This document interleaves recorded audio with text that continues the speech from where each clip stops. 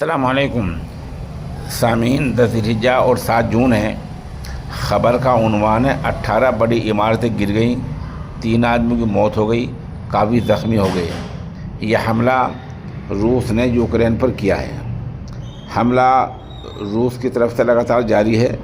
Ukraine پر ہو رہے لگاتار حملوں میں آج ایک اور اضافہ ہو گیا ہے۔ آج سنیچر کے دن پھر روس نے یہ خطرناک حملہ کر دیا ہے۔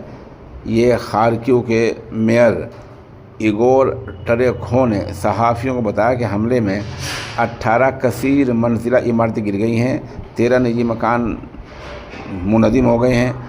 شروعاتی معلومات کے مطابق حملے میں 48 نامی ڈرون، 2 میزائلیں اور 4 ایریل گلائیڈ بم کا استعمال کیا گیا ہے۔ یہ ایک بڑا حملہ ہوا ہے۔ یوکرین کے بھیانک ڈرون حملے کے بعد روس کی جوابی کارروائی لگاتار جاری ہے۔ آج یہ دوسرا نشانہ ہے۔